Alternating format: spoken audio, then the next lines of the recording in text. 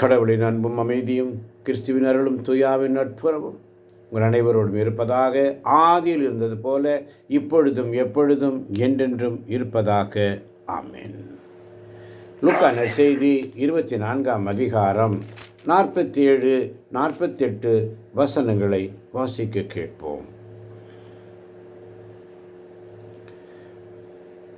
நான் வாசிக்கிறேன். பாவ மன்னிப்பு பெற மனம் மாறுங்கள் என எருசலேம் தொடங்கி அனைத்து நாடுகளிலும் அவருடைய பெயரால் பறைசாற்றப்பட வேண்டும் என்றும் எழுதியுள்ளது. இயேசு சீடர்களை பார்த்து, மெசியா துன்புற்று இறந்து 3ஆம் நாள் உயிர்த்தெழ வேண்டும் என்றும், பாவ மன்னிப்பு பெற மனமாறுங்கள் என எருசலேம் தொடங்கி அனைத்து நாடுகளிலும் அவருடைய பெயரால் பறைசாற்றப்பட வேண்டும் என்றும் எழுதியுள்ளது. இவற்றுக்கு நீங்களே சாட்சிகள். இதோ என் தந்தை வாக்களித்த வல்லமையை நான் உங்களுக்கு அனுப்புகிறேன். நீங்கள் உன்னதத்திலிருந்து வரும் அவ்வல்லமையால் ஆட்கொள்ளப்பட்டு இருக்கும் வரை இந்நகரத்திலேயே இருங்கள் என்று சொல்லி ஆண்டவர் இந்த நாளின் சிந்தனைக்கு எனது கொடையை பற்றி ஆழமாக புரிந்து கொள்ள உன்னை அழைக்கிறேன். எனது கொடையை பற்றி ஆழமாக புரிந்து கொள்ள உன்னை அழைக்கிறேன். என் குழந்தாய், உனக்கு நன்றி. நீ ஒவ்வொரு முறை வரும்பொழுதும் நான் உன்னை வரவேற்கிறேன். உன்னிடம் வர என்னை அனுமதிப்பதன் வழியாக கடவுள் மாபெரும் அருளை உனக்கு தருகிறார் என்பதை நீ அறியாமல் இருக்கிறாய். ஜெபி. என் பிரசன்னத்தின் ஒளி உன்னில் இறங்க அனுமதி. உனக்கு நான் தரும் அனைத்தையும் விசுவாசத்துடன் ஏற்று வாழ்வாயாக. என் கொடையை பற்றி ஆழமாக புரிந்து கொள்ள உன்னை அழைக்கிறேன் என்பதை உன் கவனத்தில் கொள். நீ என்னால் வழிநடத்தப்பட வேண்டும் என நான் விரும்புகிறேன். நீ ஜெபத்தில் ஆழ்ந்திருக்கும்போது நான் உன்னுடன் இருக்கிறேன். நேற்று இறைவன் தனது மிக உயர்ந்த சிறிய பரிசை நீ பெற்றுக்கொள்ள செய்தாய். அதற்காக நன்றி கூறு. எனது மிக சிறந்த நன்மைத்தனத்தை கண்டுபிடி என்ற ஒரு பரிசை நமக்கு தந்தார்.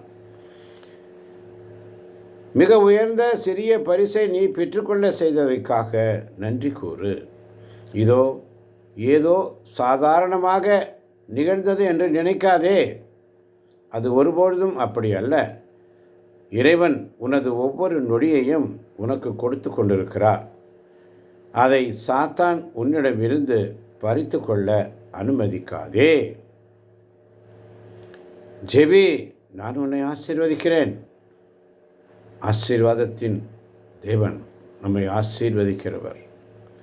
நானே உன்னை ஆசீர்வதிப்பேன், நீ ஆசியாய் விளங்குவாய். இறைவன் உனது ஒவ்வொரு நொடியையும் உனக்கு கொடுத்து கொண்டிருக்கிறார். அதை சாத்தான் உன்னிடமிருந்து பறித்து கொள்ள அனுமதிக்காதே. செபி. நீ ஒவ்வொரு முறை வரும்பொழுதும் நான் உன்னை வரவேற்கிறேன். நீ வந்தமைக்காய் நன்றி. உன்னிடம் வர என்னை அனுமதிப்பதன் வழியாக கடவுள் மாபெரும் அருளை உனக்கு தருகிறார் என்பதை நீ அறியாமல் இருக்கிறாய். செபி.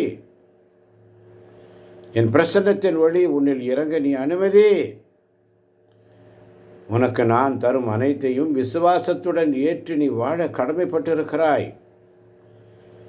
என் கொடையை பற்றி ஆழமாக புரிந்து கொள்ள உன்னை நான் அழைக்கிறேன் என்பதை நீ உன் கவனத்தில் கொள்ள வேண்டும். நீ என்னால் வழிநடத்தப்பட வேண்டும் என்று நான் விரும்புகிறேன். நீ என் ஜெபத்தில் ஆழ்ந்திருக்கும் பொழுது நான் உன்னுடன் இருக்கிறேன்.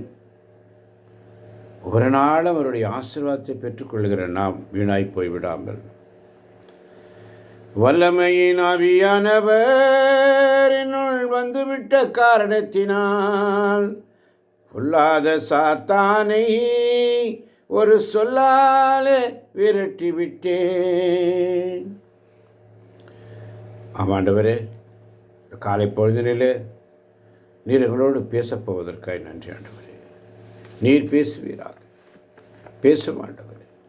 ஆசீர்வதியும் பலப்படுத்தும், பொறுப்பேற்றுக்கொள்ளும் வழி நடத்தும். இதை கேட்கப் போகின்ற யூடியூப் வழியாக கேட்கின்ற ஒவ்வொரு பிள்ளைகளையும் நீ ஆசீர்வதிக்கப் போவதற்காய் நன்றி.